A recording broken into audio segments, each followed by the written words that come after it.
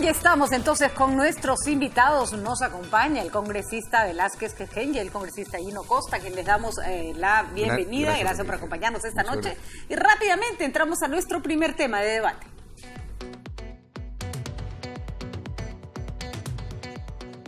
Creo que es un grave error del Poder Ejecutivo y específicamente el ministro Ceballos. Yo espero que el Premier y el presidente puedan matizar sus declaraciones, ponernos plazos, confrontarnos para que aprobemos los proyectos como están. No es la solución al grave problema que tenemos hoy con el sistema de administración de justicia. Yo creo que sí es factible si comenzamos a ver de que muchas de estas normas tienen antecedentes de otros proyectos de ley que se estaban debatiendo en el Congreso, ¿no? O sea, creo yo que hay de más análisis hecho previo en los últimos años que se pueden recoger y puede enriquecer la propuesta que ha traído el Ejecutivo, ¿no?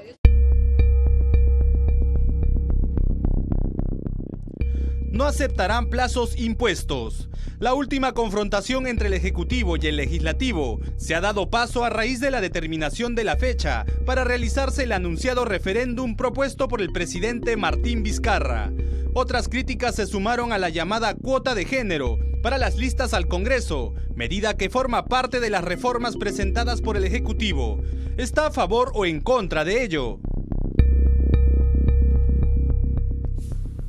Por supuesto, nosotros vamos a conversar con los congresistas, pero aceptamos y los invitamos a participar a través de nuestras redes sociales y a través de nuestro WhatsApp. Nos pueden compartir un texto o un audio al número 955-695-170. Me estoy quedando ciega, sí, ese es el número. Así que, adelante, estaremos escuchando todas sus opiniones. Y a ver, empezamos por el congresista Velázquez Quején. Congresista, muy difícil lo que está pidiendo el Ejecutivo. Ojo que el Ejecutivo no ha dicho que se aprueben las cosas como están. Ha pedido que se le hagan las reformas necesarias para llegar lo antes posible con una decisión, ¿no? Una pequeña digresión, sí, antes de darte el fundamento. Primero, que yo estoy de acuerdo en lo sustantivo de que si el presidente considera que la renovación del Parlamento pasa porque todos los parlamentarios que tenemos varios periodos nos vayamos, ingrese una nueva para que haya oxigenación en la votación política, me parece bien. Porque considero que, siendo importante la experiencia, no es imprescindible. O sea, lo digo claro y voy a votar en ese sentido. Ya yendo al tema de los proyectos de ley, a mí me parece una absoluta irresponsabilidad del gobierno querer poner plazo. Lamento que el ministro de Justicia, que es un reconocido jurista y parlamentario, lo esté asesorando mal al presidente. Por si acaso que el derecho al referéndum no es derecho del presidente. El derecho a la población. De ciudadano. Y segundo, es que lo que han interpretado mal es que el artículo 206 de la Constitución dice que el presidente tiene iniciativa de reforma constitucional. Entonces, él tiene la iniciativa de presentar su proyecto al Congreso de reforma y el Congreso tiene habilitado 2 hasta 3 caminos para hacer esa reforma constitucional.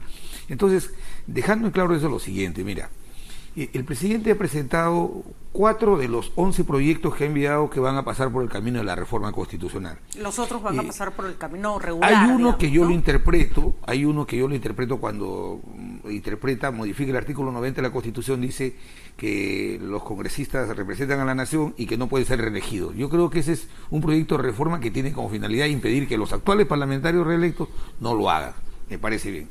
Pero cuando plantea el tema de una reforma para restablecer la bicameralidad, promover la igualdad de género y la descentralización de la representación, que no sean irresponsables y piensen que en 60 días se puede modificar 47 artículos, casi el 25% de la Constitución, con verdadero galimatías. Por ejemplo, te digo uno de ellos. Este restablecimiento de la bicameralidad habla de diputados y senadores, y parece que hubieran hecho copy-paste. Por ejemplo, se supone que al haber ya una Cámara de Diputados y Senadores, se van a establecer las funciones y atribuciones de senadores y diputados. Así es. Pero acá dice, los congresistas, que era una tercera figura, y creen que así le podemos aprobar. Hay que explicarle a la población que si hay senadores y diputados no hay congresistas. Por supuesto. ¿No es cierto? Entonces, ¿es uno o lo otro? Entonces, creo que debe haber un debate, creo que debe haber una voluntad política. Me parece también, ¿y por qué te digo el otro elemento? Porque estoy a favor de esto, del referéndum. Y creo que la discusión no debe estar en que el Ejecutivo peche al Congreso y el Congreso haga como una especie que nos resistimos. Porque si el poder emana del pueblo, nosotros representamos al pueblo, bueno, si hay que consultarle al que nos dio la delegación, si está de acuerdo o no está de acuerdo. Pero digo, ya en conclusión de mi reflexión, digo, lamento que el presidente utilice como mascarón de proa la reforma política cuando lo sustantivo y fundamental es la reforma en la Administración de Justicia.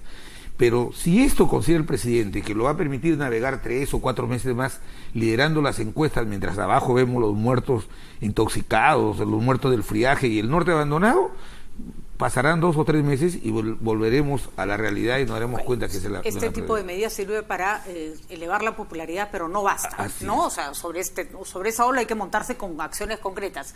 Ahora, ¿está pechando el Ejecutivo al Congreso o más bien, en virtud de que el Congreso ha tenido oportunidad de hacer muchos cambios y no los ha hecho, les ha dicho, bueno, ¿saben qué, señores? Hasta aquí llegamos. Si no lo hacen, lo tienen que hacer hasta diciembre porque si no, lo dejan durmiendo el sueño de los justos hasta sabe Dios cuándo, ¿no? La impresión que yo tengo es que el Ejecutivo no está pechando al Congreso, no es la intención y no ha sido la intención del Ministro de Justicia hacerlo, yo he conversado con él, sí ha dicho él y comparto el sentido de urgencia de esta reforma, y comparto con Javier de que hay mucho mayor urgencia en el caso de la reforma judicial que en el caso de la reforma política, pero también hay la necesidad de aprovechar que tenemos una segunda consulta en diciembre para, aprovechar de hacer la consulta que corresponde a las reformas constitucionales en diciembre y no esperar a junio y tener otro proceso electoral con el gasto que representa una consulta de esta naturaleza.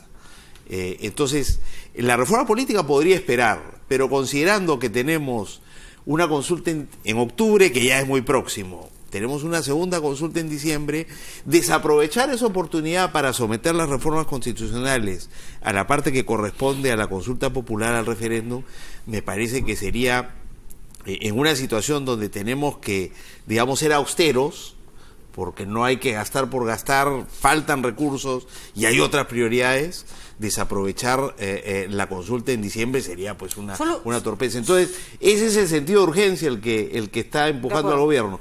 Por el lado de la reforma judicial, porque necesitamos un CNM que lo antes posible empiece a revisar los nombramientos de jueces y fiscales supremos Creo que por el lado de la reforma judicial no hay mayor discusión sobre que se tiene que hacer ya.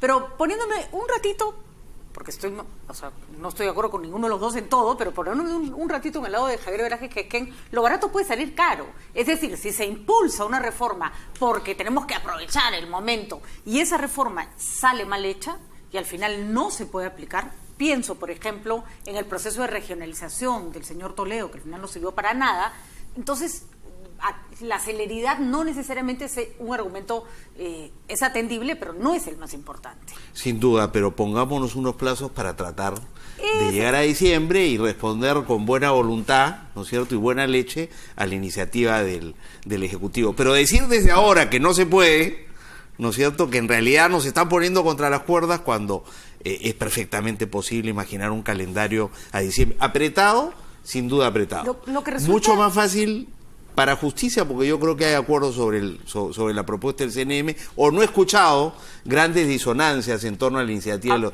Sin que sea difícil, y eso no quiere decir que es una reforma fácil. La propuesta de reforma política es mucho más complicada porque está menos madura, no ha tenido el tamiz de una comisión como la Comisión Wagner para la Reforma y la Justicia, y no es, a diferencia de la propuesta del Ejecutivo en Justicia, no es una reforma integral. No, son 3 iniciativas de reforma constitucional que hay que ensamblar bonito. Usted no lo va a decir, pero pisa callos, pues, ¿no? Pisa callos. Claro. Entonces, si la reforma pisa callos, genera anticuerpos. A ver, lo que resulta extraño, y ahí quiero la precisión, es que lo que sí resulta extraño para la población es que ni siquiera han empezado a debatirlo, ni siquiera se han enfrentado a la dificultad, ni siquiera han intentado ponerse de acuerdo y ya dijeron, no se puede. Bueno, eso no parece muy lógico, congresista. Claro, no, yo esto te lo digo. De poder sí se puede hacer una discusión. Lo que quiero precisar es lo siguiente. Inclusive, si tratando de costos, como dice Gino, hay que hacerlo en octubre, yo estaría de acuerdo en que trabajemos mañana, tarde y noche. Lo principal es que lo serio es que verdaderamente si queremos una reforma en la administración de justicia que sea perdurable en el tiempo y una reforma política que sostenga tanto a la administración de justicia como a la económica.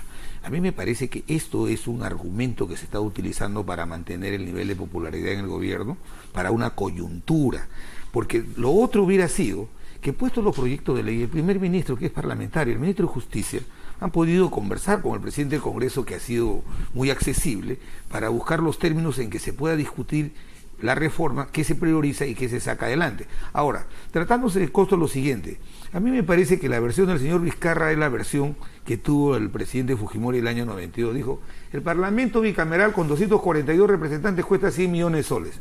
Hoy día con la mitad de representantes cuesta 600 millones de soles. Entonces, no hablemos de costos económicos, yo creo que hablemos del sentido de responsabilidad. Por eso he hecho mi precisión, que si se trata de la no reelección, yo voy a votar a favor. Porque si el presidente de la República cree que sacando a 32 parlamentarios que tienen antigüedad y trayectoria, con eso ha promovido la gran reforma política, el tiempo y el pueblo juzgará esa conducta. Pero lo que sí creo es que esta es una oportunidad para tratar el tema de la reforma en la administración de justicia. Aquí no va a estar de acuerdo en modificar el artículo 155 y 156 de la Constitución, que ha fracasado el mecanismo de elección de los miembros del Consejo Nacional de la Magistratura.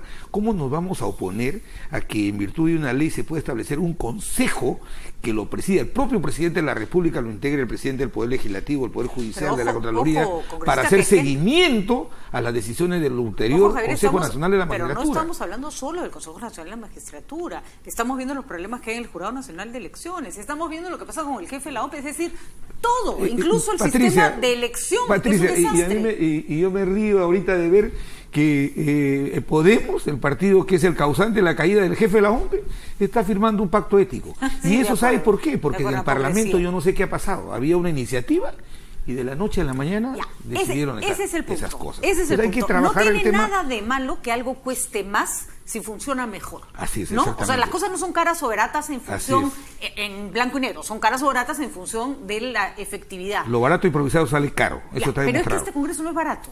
Y yo no sé si es eficiente. Entonces, vamos a Vizcarra y hay que decirlo con todas sus letras. Donde va, le gritan, cierre el Congreso. No me parece que sea el ánimo del presidente. Sin embargo, ¿cuál es el costo? Ya no en términos de efectividad, sino en términos de imagen para el Congreso. Salir a decir lo que dice la señora Letona, que la que respeto mucho. No se va a poder. O sea, ¿Qué pasa con la población que en este momento está irritada con el Congreso de la República? Más allá de que el señor Salaverry hasta ahora haya dado señales positivas de cómo debe actuar, ¿no?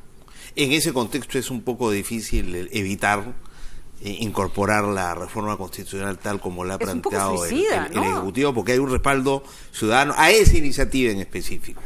A pesar de que yo, a diferencia de Javier, sí yo no estoy de acuerdo con la iniciativa, claro, pero no veo cómo el Congreso puede negarse a incorporarla. A mí tampoco me parece que no se deban pero incorporar. Regresando a, quizá para terminar con si hay plazo o no hay plazo, si tenemos tiempo o no tenemos tiempo.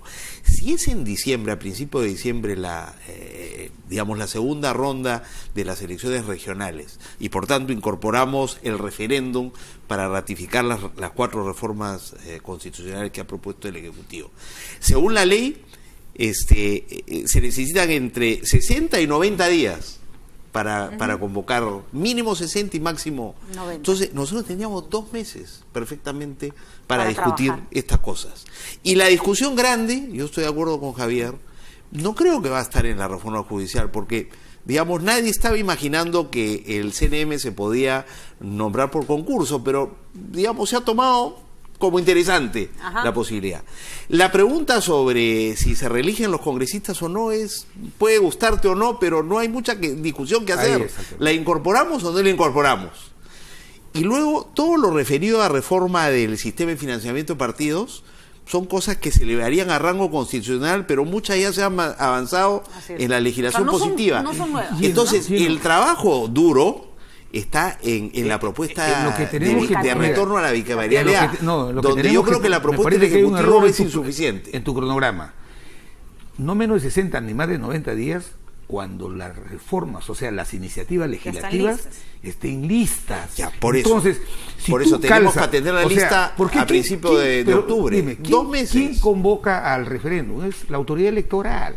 Entonces, ¿qué es lo que pasa?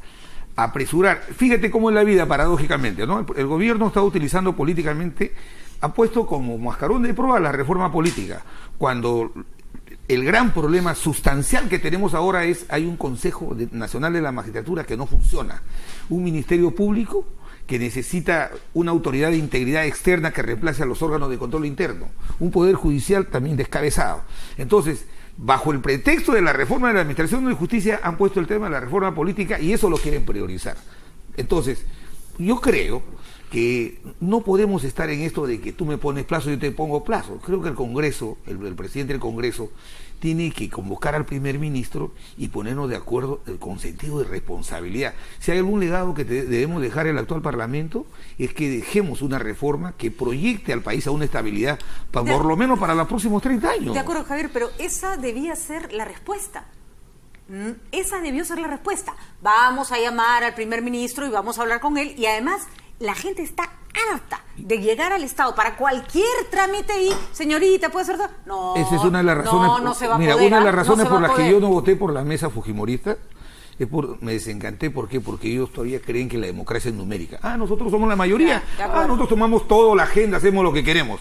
Nunca hacen un nivel de coordinación con las demás bancadas. Yo creo que la democracia moderna es valorativa, respetar el consenso. El Parlamento somos los 130, no solamente los 65 del Parlamento. Ya nosotros no vamos a asesorar al gobierno, pero una respuesta válida del Congreso sería, bueno, haremos el esfuerzo, vamos a evaluar, claro, ¿no es cierto? Y iremos reportando cuánto se avanza para saber si llegamos o no llegamos. Pero la respuesta no puede ser de entrada, disculpe, no se va a poder. Sobre todo, ¿no? Que en el tema más complicado, que es el retorno a la bicameralidad, la Comisión de Constitución, donde Javier es miembro, ha venido trabajando el tema. O sea, no es que tenga una propuesta lista, pero ha venido discutiéndolo. No es un tema que recién comenzamos a discutir. El Parlamento, entonces, yo creo que en 2 meses perfectamente posible cerrar ese tema y además, los otros después 3. se van de vacaciones 3 meses, aprovechen, trabajen el cuádruple. Pero además hay una cosa que también se tiene que tener en cuenta. Ahorita tienen una ventana de oportunidad. La gente no quería bicameralidad, y a raíz de esto la gente empieza a decir, bueno, ya pues está bien, bicameralidad. Esa ventana se cierra y otra vez la gente no va a querer. Yo tengo mi apreciación al respecto, Hay que revisar los modelos. Es cierto que la democracia más sólida en América Latina, la mayor cantidad de países que tienen volúmenes demográficos altos tienen el sistema bicameral. Pero ojo, el sistema bicameral es una opción, no resuelve tampoco el tema de con 130 representantes, 30 senadores, 100 diputados, hay que discutir este nuevo modelo que está planteando el gobierno a través de que 30 senadores elegidos por macroregiones y 100 senadores y diputados elegidos por microregiones, 2 por cada microregión, o sea, 2 por cada 50 circunscripciones microelectorales. Todo eso hay que discutirlo con seriedad, con proyección, pero si a eso le vas a sumar lo sustantivo que es, por ejemplo, el tema de cómo queremos un nuevo Consejo Nacional de la Magistratura, cómo autorizamos al Poder Ejecutivo esta gran comisión que me parece muy bien, de seguimiento de la actuación del nuevo Consejo Nacional de la Magistratura, que lo lidera el presidente de la República, con los jefes de los poderes públicos.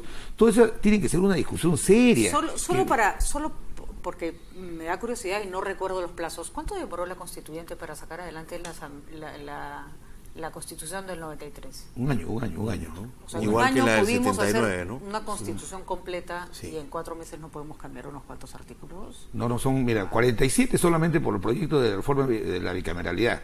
Y además de los 4 proyectos, estamos hablando de cerca de 70 artículos de la Constitución. ¿De cuántos? Sí.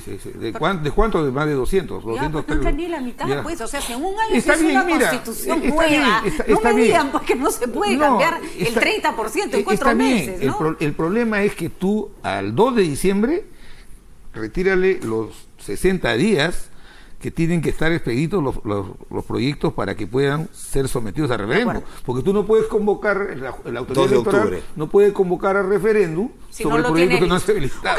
Creo que la respuesta tendría que ser vamos a ver, ¿no? Hay que buscar, vamos a ver, vamos a ponernos yo sí a trabajar creo que se puede todos. hacer este año, si hay voluntad. Muy bien, yo creo que si hay voluntad y se ponen a trabajar el doble y le demuestran a la población que ganas hay, ¿no?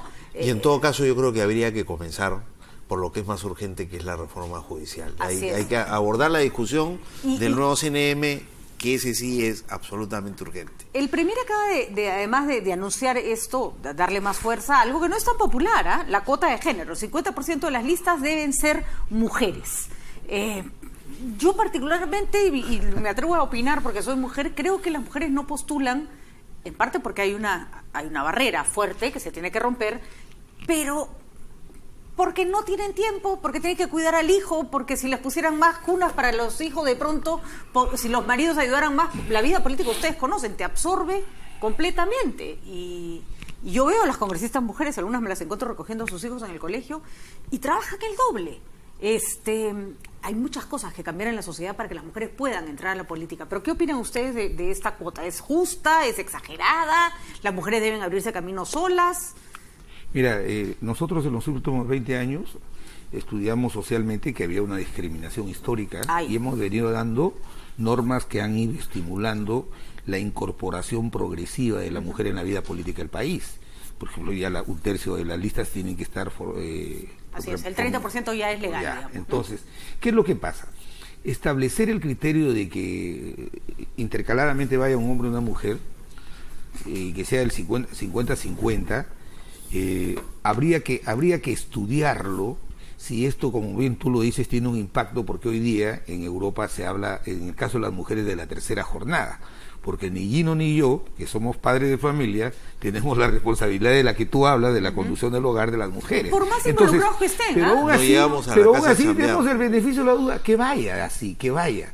Lo importante es que el país se exprese, porque creo yo que la forma como se están precipitando los acontecimientos, lo que el gobierno quiere es quedar bien con Dios y con el diablo, y no está proyectando una reforma que perdure en el tiempo, que es lo que a mí me preocupa. Creo que eso es lo que debemos privilegiar. Yo creo que se pueden abrir más puertas para la participación de la mujer, terminar con el acoso político que existe en muchos, sobre todo en regiones, es fuertísimo. Yo desde acá le expreso mi solidaridad a la señora Yamila Osorio, que es terrorífico el nivel de insultos al que tiene que ser sometida simplemente por ser mujer. Lo que se ve en redes sociales, saludo especial para Yamila, o sea, yo me quedé enferma cuando estuve en Arequipa mirando el tipo de insultos que tiene en prensa, que tiene en redes sociales. Pero hay que reconocer que no solo se trata de poner una cuota, ¿no? Se trata, por ejemplo, de evitar que las mujeres sean maltratadas de esa manera cuando tienen un cargo de poder, ¿no? Y ojalá que antes que se discuta, ojalá que el Premier modifique la composición del gabinete, que hayan 50% por de ejemplo, que es más fácil, por cierto. Y con ese ejemplo nos va y nos jala la oreja. Que por cierto es más fácil, es más sencillo la mitad del gabinete. En efecto, se trata de hacer muchas cosas. Y empezando por la justicia, ¿no? Nos los han recordado otra vez las mujeres este sábado. Pero yo creo que si estamos discutiendo el tema electoral, una iniciativa como esta está bien. Válida, claro que sí. Está bien. Pasar de 30 a 50 es una propuesta bien ambiciosa. Y después, no solo pasar a 50, sino que sea alternativo, ¿no? O sea, ahora, un hombre, una mujer, un hombre, una mujer. Eso se evitaría si, como hemos comentado varias veces, el voto preferencial se diera en las internas, ¿no es cierto? Claro. Y no en el Congreso, porque si tú haces el voto preferencial en las internas, no importa en qué posición está quién, ¿no? Y ahí escogen mujeres, hombres, y así se conforma el número de candidatos que van a ir en la lista. Exactamente, Patricia, ¿no? Porque si nosotros legisláramos para que la Oficina Nacional de Procesos Electorales, no esta, que está plagada e intervenida por un partido político, llevar adelante las elecciones internas dentro del partido y que esos resultados sean vinculantes, no necesitaríamos el voto preferencial y podríamos ahí resolver el tema de género fácilmente. Antes de irnos a una pausa, los acompaño a que veamos nuestro WhatsApp. Nos ha llegado un mensaje. A ver. Excelente que el referéndum lo hagan en diciembre. Si no le gusta trabajar al Congreso con plazo, que se vayan a su casa. Referéndum sí. Bueno, es la opinión en este caso de José Cáceres y de muchas personas que sienten que se puede hacer más. ¿No es hora ya de abordar el tema sobre la valla académica para postular de congresistas? No es posible que a esas alturas existe gente impresentable que tenga derecho a ocupar una curul. Se debe exigir un nivel académico como para jueces, fiscales y cónsules, nos dice Miguel Rodríguez. Y aquí nos vamos a permitir discrepar. El miedo de la población no está tanto octubre o diciembre, sino que, como siempre, el Congreso entierre este proyecto, ¿de acuerdo? El Congreso solo se sirve a sí mismo, así lo percibe la ciudadanía. Claro, la gente siente que no es tanto si lo hacen en diciembre o octubre, sino que no lo hagan nunca. Además, alguien nos ha mandado un audio. Es indispensable que se considere, Patricia, la renovación por tercios de los congresistas. Será la única manera que el pueblo tenga de sacar a los malos congresistas, a los corruptos. Bueno, quedó claro el audio de Jaime Serra. Gracias, Jaime, que siempre se comunica con nosotros por Twitter.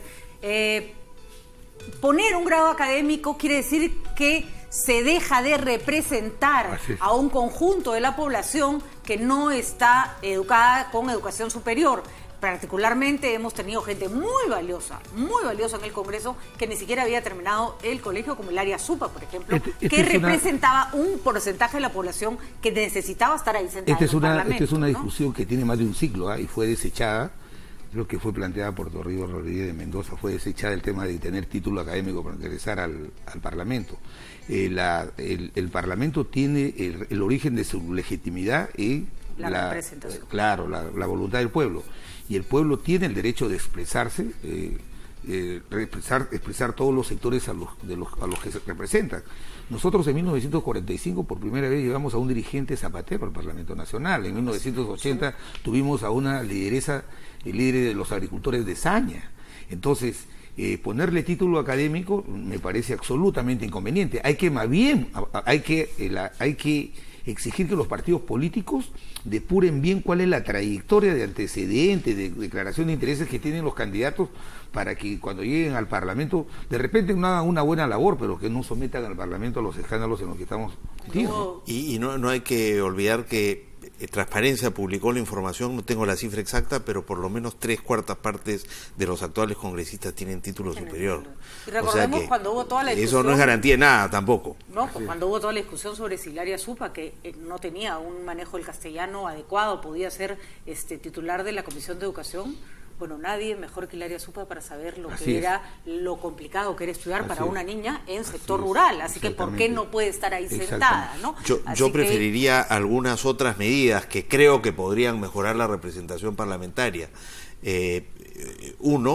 Yo acabaría con la inmunidad parlamentaria, que es una herramienta que yo la clavaría en este referéndum, y que tiene mucho que ver, el abuso de la inmunidad tiene mucho que ver con el desprestigio del Congreso, porque ahí están varios congresistas con sentencia que no se cumplen por esto. Vamos a una pausa y seguiremos conversando después, porque efectivamente hoy día le han puesto la quincha, además, al congresista con sentencia que se anda escapando. El señor Salaverry ha sido clarísimo al respecto. Vamos a una pausa, regresamos.